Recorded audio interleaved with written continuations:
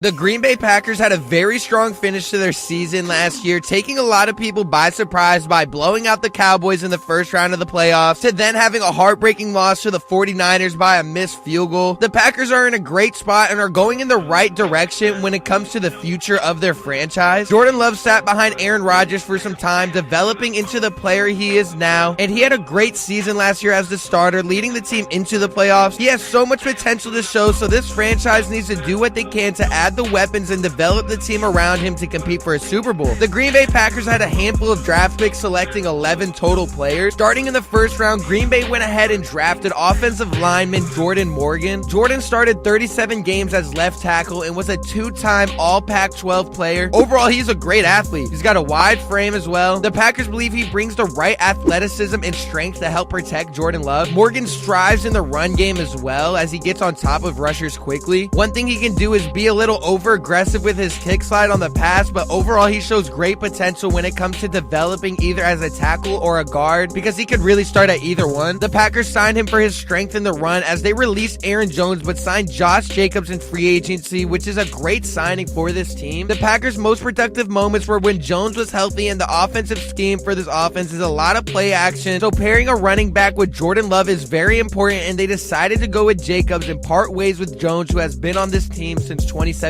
However, Jones missed 6 games during the season with injuries last year. Jacobs missed the Raiders' last 4 games with a quad injury. Due to this, and maybe even due to the offense he was a part of last season and dealing with injuries, it was his lowest producing seasons of his 5-year NFL career, but he still had decent numbers with 805 rushing yards and averaged 3.5 yards per carry. In 3 of 5 seasons, he's rushed for more than 1,000 yards and averages 4.2 yards per attempt for his career, so he has great numbers overall. Jacobs doesn't have an injury history though, as he's only missed 3 games in the last 3 seasons combined, so Green Bay didn't think it would be a major concern. Jacobs has proven he could be a top running back in this league and now has the perfect opportunity to thrive in an offense that is being led by going into his 2nd year as a starter who wants to continue to show the world his full potential. This signing puts this offense in a better start than last year, because they went ahead and helped out this offensive line and added to the run game in an offense that succeeds in play action. They made the right moves for this team overall. They also helped this backfield again by bringing back A.J. Dillon for another year worth up to $2.7 million, so you don't have a long-term contract and it's not like they're paying him too much. A lot of fans thought maybe Jones would be back instead of Dillon, but he had the best opportunity to prove teams that he's a starter caliber when Jones was injured, and they would rather not risk another injury from Jones. A.J. did have career low in stats last season, rushing for 613 yards and 2 touchdowns on 3.4 yards per carry. He did miss the final 2 regular season games and the playoffs due to a severe stinger and a broken thumb. General manager Brian Gutekunst recently said that he loves to have bigger running backs on this team like Dillon for many different reasons, like for short yardage situations or weather conditions or even for closing out games. He prefers to have Dillon on this roster for his size over Jones, so that's why they were more comfortable parting ways with Jones. Bringing in Josh Jacobs to this offense helps improve it a ton. Also, bringing back A.J. Dillon, it helps the running back room, which needs to be deep. Another great free agency addition the Packers went ahead and made this offseason was bringing in safety Xavier Mckenna. I mean, this is huge since the Packers have a new defensive coordinator, Jeff Hafley, and his most important position is safety, so bringing in a guy like Xavier is the perfect fit for this defense. In 4 seasons, 49 total games played with the Giants, Xavier recorded 279 career tackles, 9 interceptions, and 2 forced fumbles. The Packers signed him for 4 years, $68 million. It's a pretty hefty contract for his position, the position they haven't invested in heavily lately, but bringing in a new coordinator is always interesting to watch, especially if he already expressed wanting a safety that has experience. Xavier should be able to develop even more with Jeff. Xavier checked all the boxes for Green Bay. He's 24, he's young and talented with a lot of potential to show for a team hungry to get to the NFC Championship again and the Super Bowl, especially after being so close last season. A lot of people question why they would give him such a large contract, but he will be able to develop a ton with his defense, no doubt about that. Gutekunst said that players his caliber are usually only available by trade, so he was honestly surprised he could sign him as a free agent. He also believes that these next 3 years, he'll be playing his best football, so it'll be exciting to see him thrive on this team and improve a ton.